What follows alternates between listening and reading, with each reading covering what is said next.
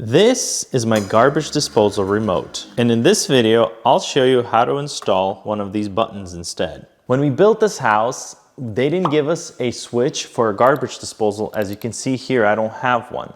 So instead, they gave us one of these remotes to control the disposal. And the way these work is you get one of these adapters that plugs in the wall, and then the garbage disposal gets plugged in here.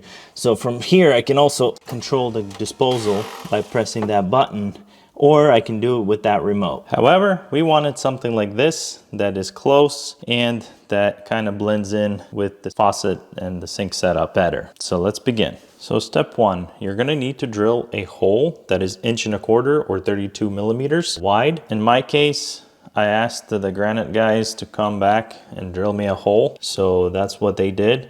They didn't even clean up after themselves. As you can see, I have the piece that they drilled out right here, but I can't really complain since they didn't charge me for that extra hole. However, if you want to drill the hole out yourself, you can definitely do it. Just buy the right size hole bit and an angle grinder, and you'll be all set to drill that out. I bought my kit on Amazon. As you can see, you can choose from different colors to match your faucets.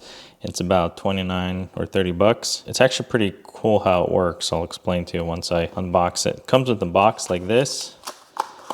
You got the button. So all it is you're actually pushing air through this tube, which connects to this tube that connects to this plug, and that's what turns it on and off. So we're gonna run a tube from here to here after this is installed. So it's pretty easy to install, and then here's little instructions that kind of show you what you should do. So first things first, you want to take off this nut, and then there's also a gasket and a washer that you want to take off, so that way you have a nice seal.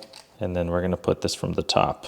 I thought there was another gasket here, but since there isn't, this gasket actually goes in first, and then this one will go with the ring from the bottom. Before we install this, loosen this nut, and we're going to install the tube in. So put the tube in like this, try to keep it nice and tight, and then tighten this nut so it's nice and tight so that it doesn't pop off, otherwise it's not going to work. Now we slide this in. Now you can install the tube after the fact. It's just easier this way because then I don't have to try to stick it in there from the bottom. So here under the sink, you want to put a nut on that. There it is with the nut installed.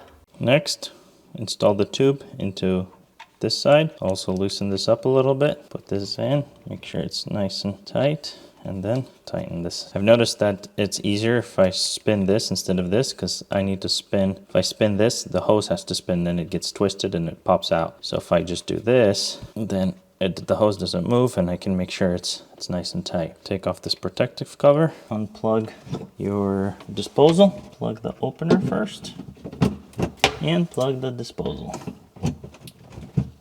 Got my water running, and let's press.